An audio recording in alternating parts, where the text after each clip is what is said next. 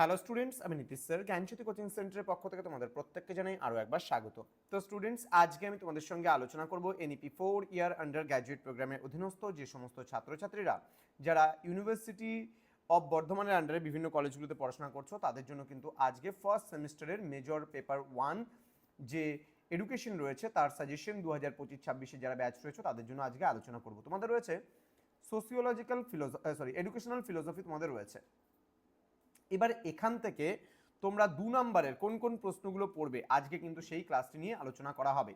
তো যারা এখনো পর্যন্ত আমাদের চ্যানেলটিকে সাবস্ক্রাইব করোনি তারা অবশ্যই চ্যানেলটিকে সাবস্ক্রাইব করে পাশে থাকা বেল আইকন অল প্রেস করে রাখো, যাতে নেক্সট টাইম থেকে কোনো ভিডিও আপলোড করলে তার নোটিফিকেশনটা তুমি সবার আগে পেতে পারো।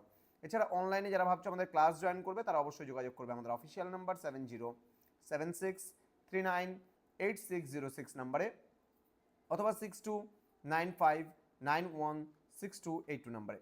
তোমাদের টোটাল কোর্স ফি থাকছে তোমাদের এই সাধ্যের মধ্যে শুধুমাত্র 1199 রুপিস পুরো সেমিস্টারের কোর্স ফি। এবং যারা ভাবছো একটা দুটো সাবজেক্ট পড়বে তাদের জন্য কিন্তু কোর্স ফি আমাদের রয়েছে একদম সামান্য আমরা রেখেছি, সেটা আমাদের পিস্টিকল এডুকেশন বলে প্লে স্টোরে অ্যাপ রয়েছে, সেই অ্যাপের মাধ্যমেও তোমরা দেখে নিতে পারো সব কিছু। চলো প্রশ্নমান 2-এর জন্য যে প্রশ্নগুলো আমরা পড়বো সেগুলো একটু জেনে নেই। দ্বিমেরু এবং ত্রিমেরু শিক্ষা প্রক্রিয়া কি কি? শিক্ষাকে সঙ্গতি বিধানের প্রক্রিয়া বলা হয় কেন? প্রকৃতি কি? শিক্ষাকে জীবনব্যাপী প্রক্রিয়া বলা হয় কেন? বিদ্যাসাগর কখন এবং কেন নারী শিক্ষা ভাণ্ডার গঠন করেন? চিত্তভূমি কি? ভবচক্র কি? সাংখ্য দর্শন দ্বৈতবাদী কেন? নেক্সট রয়েছে শান্তিনিকেতন ব্রহ্মচার্যশ্রম বিদ্যালয় কে এবং কেন প্রতিষ্ঠা করেছিলেন, কে এবং কবে প্রতিষ্ঠা করেছিলেন। ওকে।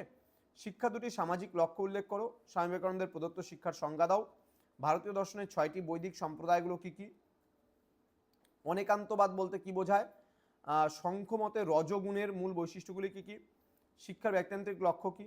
শিশুকেন্দ্রিক শিক্ষার অর্থ কি? শিশুকেন্দ্রিক শিক্ষার দুটি বৈশিষ্ট্য উল্লেখ করো।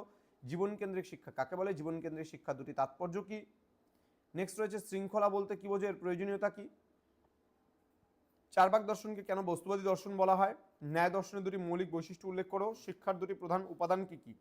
এছাড়াও আরও কিছু প্রশ্ন ভেতর থেকে তোমাদের আসতেই পারে।